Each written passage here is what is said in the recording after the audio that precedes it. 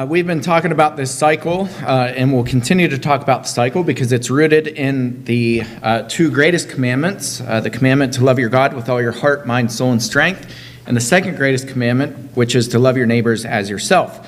So we're talking about loving our neighbors, getting into the lives of people near us, close to us, loving them as we love ourselves. In other words, caring for them the way that we expect to be cared for.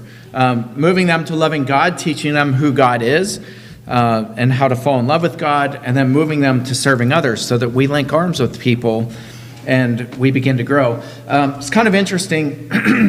We didn't know what was going to happen with Brent's class because they were getting kind of hammered with these snow squalls, and we didn't know if technology was really going to work its way out so that he could come in for class online, but that's the route that we ended up going. But I was going to be prepared to talk during class if Brent wasn't here. And one of the things I was going to talk about was an article, a recent blog post on statistics with church and different things like that. And there's some pretty interesting statistics, startling, interesting, however you want to phrase that. But there is a mass exodus from churches, and I've talked about this before. House churches are beginning to take more root. And here's the article. So it's True or False by Tom Rainer. And I'm gonna read these because I think this is kind of a good segue into our theme this year. I don't want to give you the answers. Maybe I'll leave you guys hanging here and you can go and search for yourself. But this is from Tom Rainer's website, churchanswers.com. 10 questions that he poses here. American non-denominational churches combined are larger than all mainline denominations combined. True or false? Number 2, the biggest contributor to church attendance decline can be explained by the number of people who have joined the nuns. Those are people who have no religious affiliation whatsoever. True or false? Kind of keep in mind what you would think, and you may be surprised by the answer. Number 3, the median average worship attendance of churches in America is 90. True or false? I'll give you a hint. The number's smaller than that. Over 20% of regular participants in church in the United States are under the age of 18. Next one, over 5,000 congregations left the United Methodist denomination in 2023 alone. Some of these I'll tell you the answer. That one is true. Over 2/3 of the active participants in church are female. True or false? Again, that answer might surprise you. Since the late 1980s to today, 2 denominations have grown: Assemblies of God and the Presbyterian Church of America. True or false? Number 8, I should hide the answers. Number 8, the decline in the Southern Baptist Convention in terms of numbers of members is the largest in the history of denominations in America. I'll give you the answer to that one. That one is true.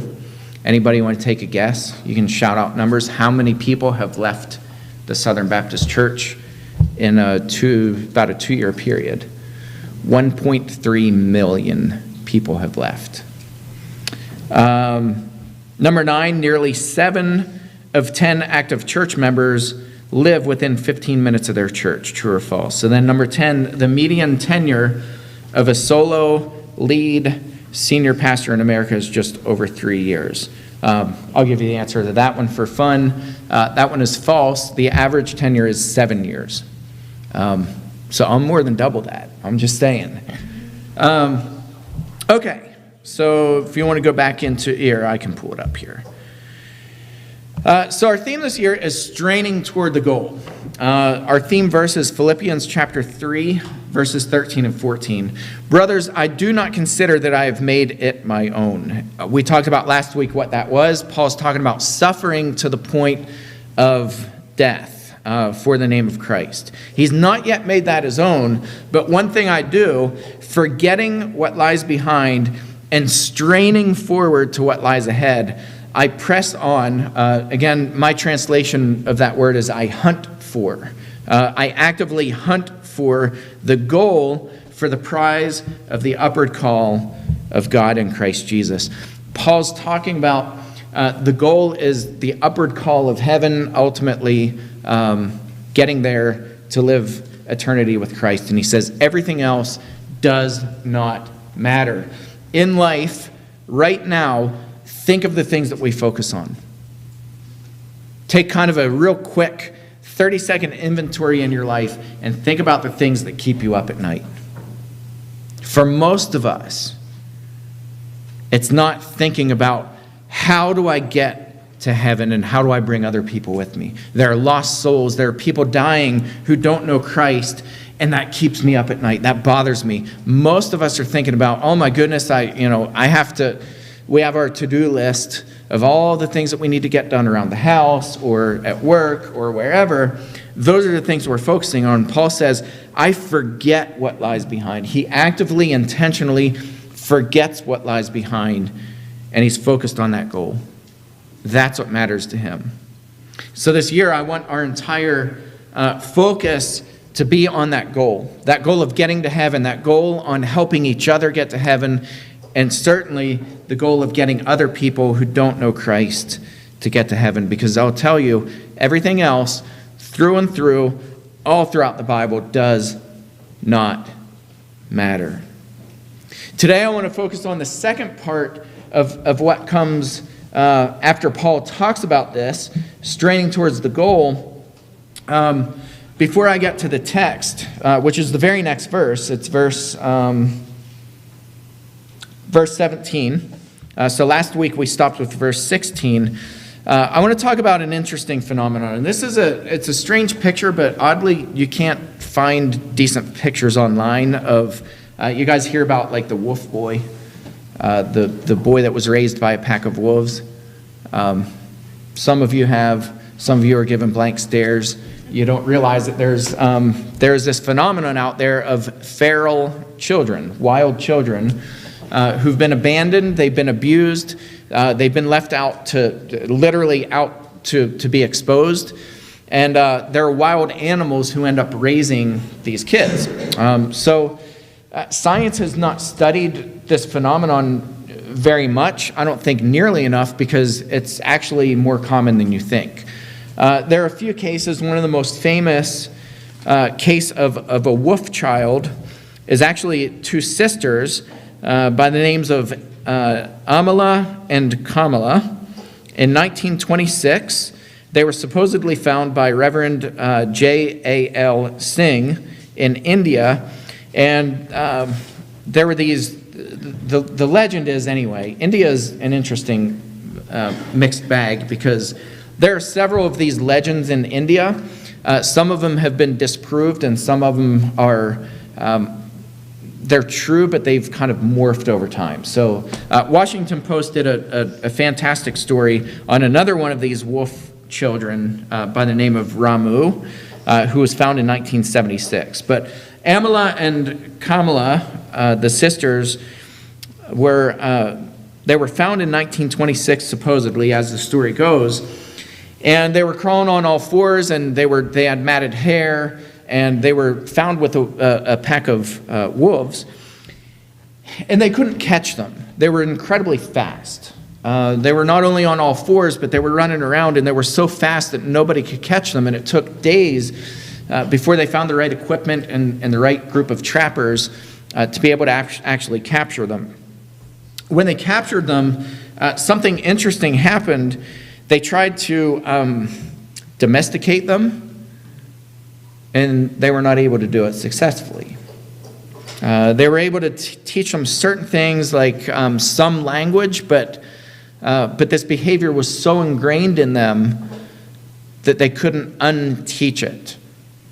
I find that really fascinating.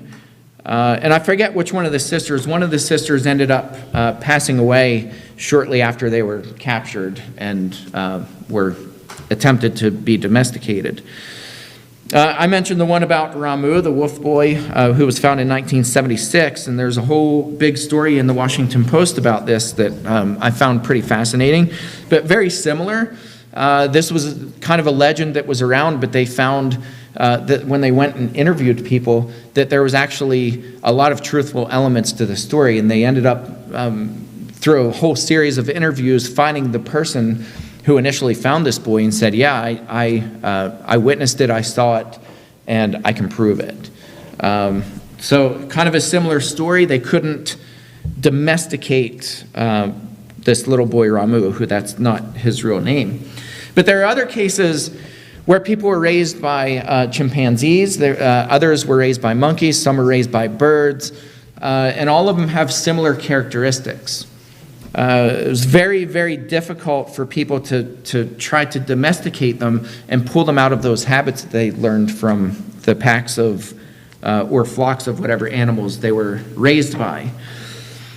But there are other ones who were not raised by animals, but they were raised as if they were animals. And I have seen some really horrific things in the past over a decade of working with abuse victims.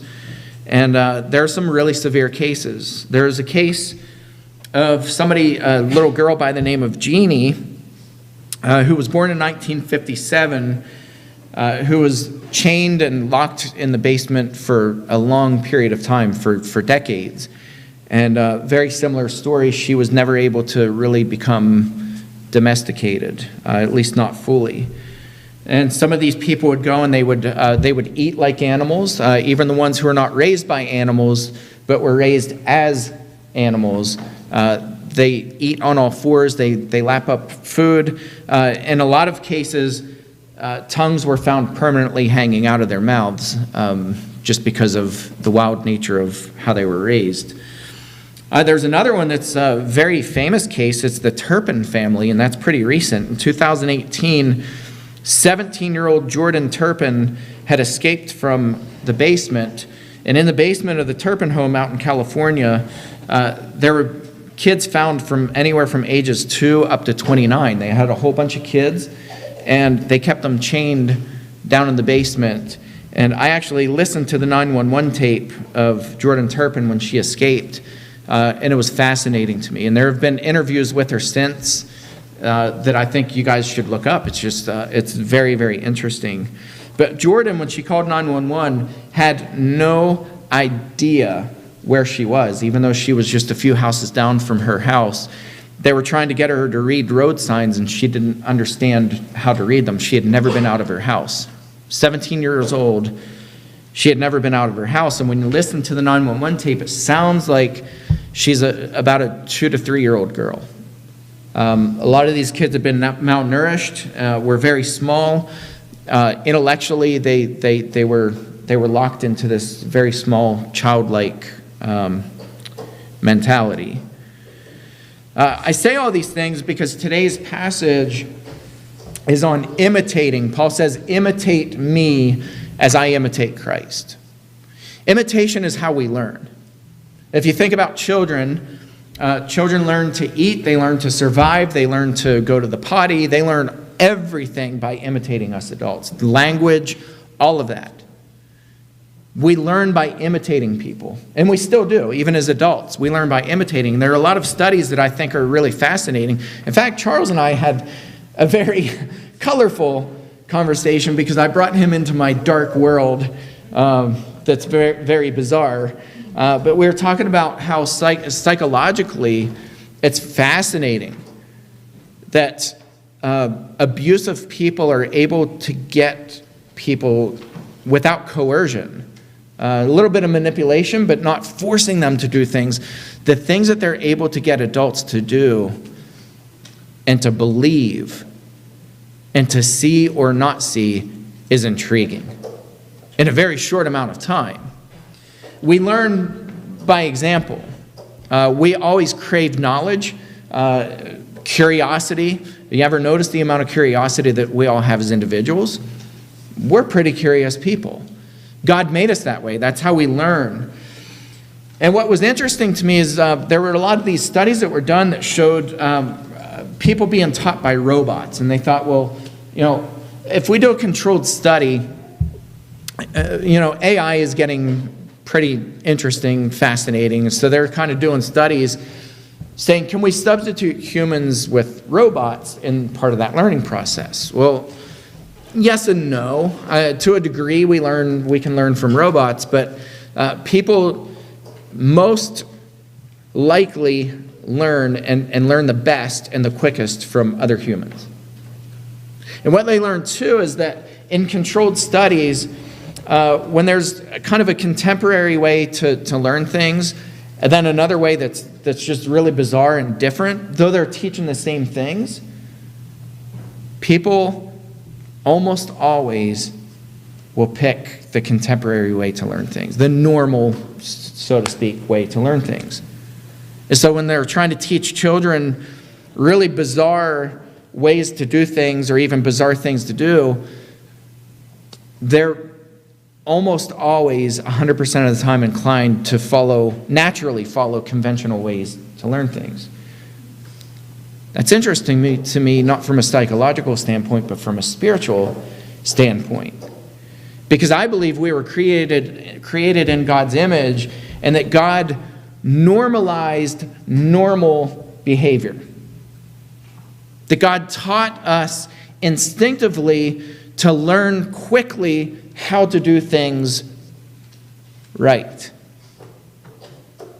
And to do good things, ethical things, moral behavior, to take care of each other, to feed each other, to clothe each other, to care for people, to pray for people, to sit with people in their time of need. He taught us to learn those things instinctively in conventional ways, by imitating other people.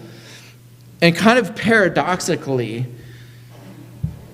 when that's stripped away from us and when that's perverted and when that's misaligned by abusive behavior, people certainly can learn, as we see with feral children, they can learn how to literally behave and think like animals and believe that they're animals. And what's fascinating is once they go down that path so far, you can't undo it. And that ought to make us Christians lose sleep at night. To say that, man, if we don't get a hold of our children, if we don't get a hold of our grandchildren, if we don't get a hold of people and teach them how to behave in godly ways and how to care for our neighbor and how to treat people with kindness and respect, they could unlearn that to a point of no return, to a place where there's no coming back. And so the passage today, this is where Paul picks up in the very next verse. He says, brothers and sisters. Greek is kind of like other languages, Spanish, Italian, pick a language, where they use the masculine to include everybody. Paul says, brothers and sisters, he's speaking to the Christians at Philippi, join in imitating me. This is not an arrogant statement. He's not patting his back. He's not saying what a great person he is. Listen to what he says. Join in imitating me and keep your eyes on those who walk according to the example you have in us. When you see somebody walking in a right and righteous way, keep your eyes fixed on that person. In other words, watch intently that person and their life and the way they're living their life. Join in imitating me. Keep your eyes on those who walk according to the example that you have in us. By the way, ranking from 0 to 10, with 10 being the most important, how important would you say that it is to live a life that's worth watching? Maybe 11 out of 10? It's important. It's vital. Our behaviors, our patterns, whether we're lazy or have a good work ethic, you name it, on down the line. Our children are imitating us. And not just our children, other people are imitating us. Paul goes on, he says, for many of whom I have often told you and now tell you even with tears. Listen to the urgency in Paul's pen. I've often told you, and now I tell you, even with tears, this brings me to tears. They will walk as enemies of the cross of Christ. He's not talking about people out there. Paul's writing to the Christians in Philippi saying, within the church, you have people who walk as enemies of the cross. Their end is destruction. That's interesting to me. Paul doesn't say their end is ultimately repentance and you guys should preach to them and teach them and kind of steer them back in the right way. I talk about this often here. It's such a biblical concept. There is a point of no return. Charles and I, we had a very good long conversation about this before class started this morning. There is a point of no return. There's a point where people get to a place where they're so evil and so debased that there's no coming back from that. Their end is destruction. Their God is their belly, and they glory in shame, in their shame. These are not your typical people who struggle with sin. These aren't people who wrestle with addiction and who know it's right, that, and the devil's kind of on this shoulder and is whispering in the shoulder, and they're like, I shouldn't, but I will. That's not who Paul's talking about. They glory in their shame. They love it, and they want more of it. They crave it, with minds set on earthly things. But our citizenship is in heaven. Remember what Paul said. I'm straining towards that goal. I am fighting. I'm hunting down that goal that is heavenward, and I long to suffer with Christ with the same suffering that he endured, to be like him in his suffering and in his resurrection. That's Paul's goal. That's where I'm headed. That's where I'm going. That's where my eyes are fixed, and therefore follow my example. The way that I live my life, you follow my example. You join in imitating me and keep your eyes on those who walk according to the example that you have in us.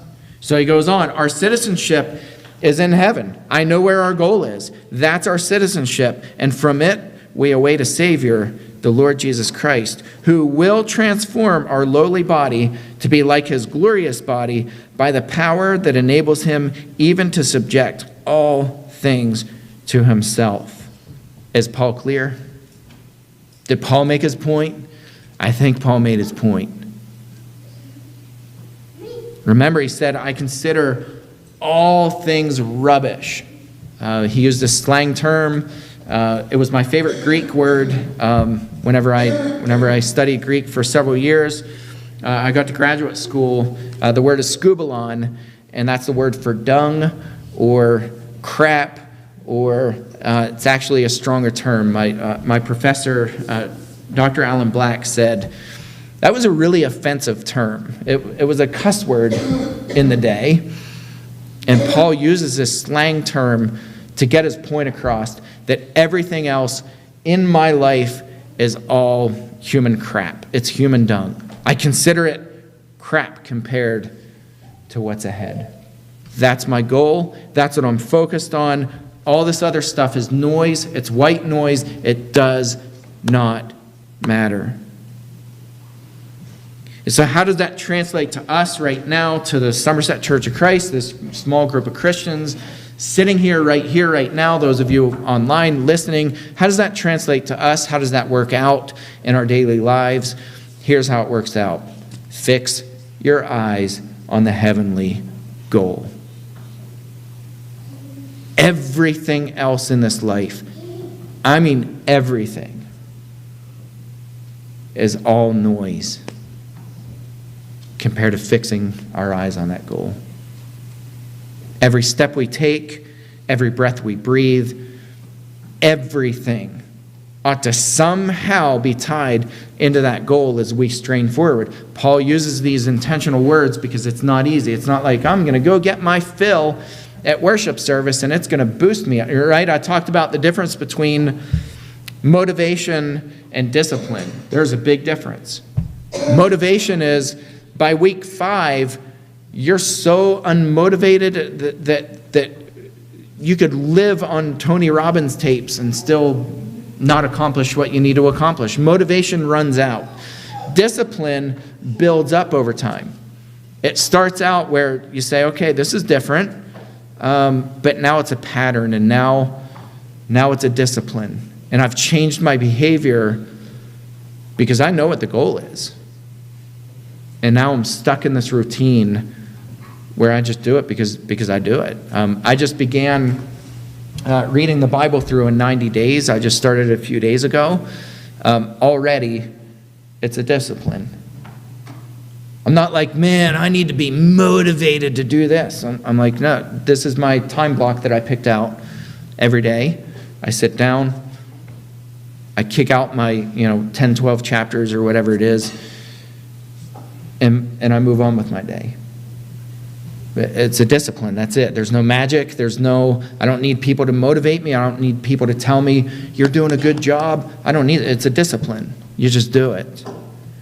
That's what Paul's talking about. Make that goal your discipline and strain forward towards it. Hunt it down. Live your life in a way that's worth other people imitating, because that's how they learn. We try to come up with all these programs and like these catchy things that'll catch people and will bring people into the church. Paul's like, white noise. Live your life in a way that's worth imitating. People will follow. But you better be disciplined. And you better live a life that's worth imitating. That's your message this morning. Again, we invite you to stay for lunch. Those who are with us immediately following worship service. If there's anybody who's not yet put Christ on baptism and is ready, you can come up, or if you have prayer needs, we'd be happy to pray over you as we all stand and sing this song together.